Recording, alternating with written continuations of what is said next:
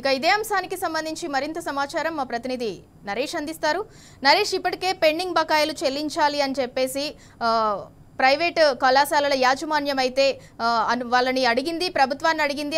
ప్రభుత్వం మొదట దసరాకు చెల్లిస్తామని చెప్పారు, తర్వాత దీపావళికి చెల్లిస్తామని చెప్పారు. వాళ్ళు చెల్లించకపోవడంతో వాళ్ళు నిరవధిక బంద్ అయితే కొనసాగిస్తున్నారు. ఇవాళ 5వ రోజు బంద్ కొనసాగుతోంది. ఇంకా కూడా పెండింగ్ బకాయిలు వాళ్ళు సగం అడుగుతున్నారు. ఇప్పటివరకు అయితే మాకు సగం బకాయిలు చెల్లించండి అని చెప్పి నిరవధిక బంద్ చేస్తున్నారు. ఒకవేళ పెండింగ్ బకాయిలు చెల్లించకపోతే చలో సెక్రటేరియట్, చలో ఢిల్లీకి కూడా మేము వెళ్తాము అని చెప్పేసి వాళ్ళు అనౌన్స్ చేయడం జరిగింది. దానికి సంబంధించి పూర్తి డీటెయిల్స్ ఏంటి?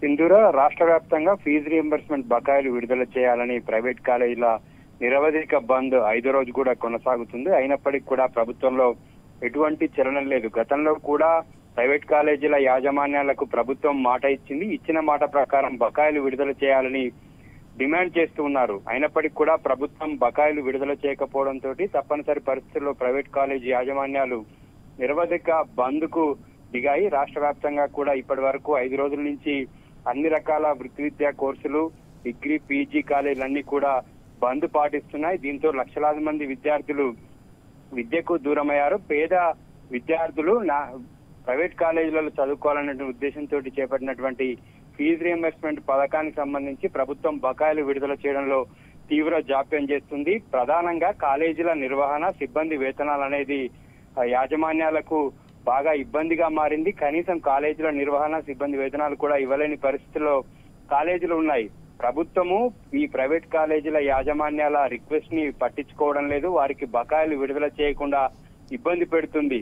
బకాయిలు పెద్ద ఎత్తున పేరుకుపోయాయి. ప్రభుత్వము పలు దఫాలుగా చర్చలు జరిపినప్పటికీ కూడా ఇచ్చినటువంటి మాట ప్రకారం బకాయిలు విడుదల చేయలేదు. దీంతో ప్రైవేట్ కాలేజీల యాజమాన్యాలు వరుసగా కార్యక్రమాలు చేపట్టాలని నిర్ణయించారు. దీంట్లో భాగంగానే ఇప్పటికే నిరవధిక బంద్ ప్రారంభమైంది.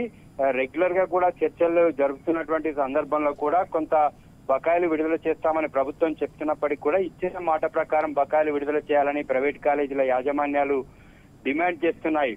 అయితే ఈ విధంగా ప్రభుత్వము బకాయిలు విడుదల చేయకుండా ఇబ్బంది పెడుతుండటంతో ప్రైవేట్ కాలేజీల యాజమాన్యాల మీద ఒత్తిడి తీసుకొచ్చే విధంగా ప్రభుత్వం విజిలెన్స్ విచారణకు కూడా ఆదేశించడంతో దీన్ని ప్రైవేట్ కాలేజీల యాజమాన్యాలు తీవ్రంగా వ్యతిరేకించాయి. ప్రభుత్వం బ్లాక్మెయిల్ ధోరణికి పాల్పడుతుందని చెప్పి కూడా వీరు మండిపడ్డారు. దీనిపై భవిష్యత్ కార్యాచరణ కూడా ప్రైవేట్ కాలేజీల యాజమాన్యాలు ప్రకటించనున్నాయి. ఢిల్లీ వరకు వెళ్లి కూడా తమ సమస్యను వినిపిస్తామని ప్రైవేట్ కాలేజీల యాజమాన్యాలు చెప్తున్నాయి. ప్రైవేట్ కాలేజీల యాజమాన్యాలకు ఇటు విద్యార్థి సంఘాలు కూడా మద్దతు తెలుపుతున్నాయి.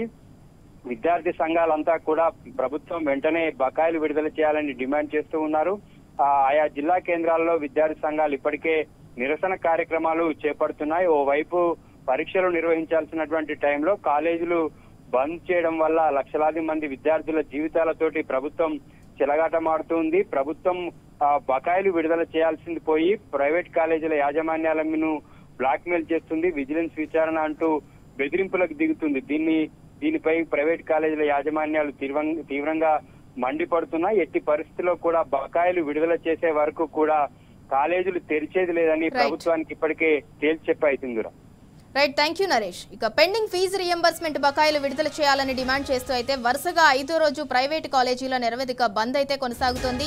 బకాయిలు చెల్లించాలని రాష్ట్ర వ్యాప్తంగా 2500 కాలేజీలు నిరవధిక బంద్ అయితే పాటిస్తున్నాయి. అటు ఈ నెల 8న ఎల్బీ స్టేడియంలో నిర్వహించాల్సిన సాంత్వన సభకైతే పోలీసులు అనుమతి నిరాకరించారు. అటు సరూర్ నగర్, ఉప్పల్ స్టేడియంకి కూడా అనుమతులను నిరాకరించారు పోలీసులు. దాంతో వాళ్ళు అరోరా కాలేజీలో సభ నిర్వహించాలని నిర్ణయించినట్లయితే తెలుస్తోంది.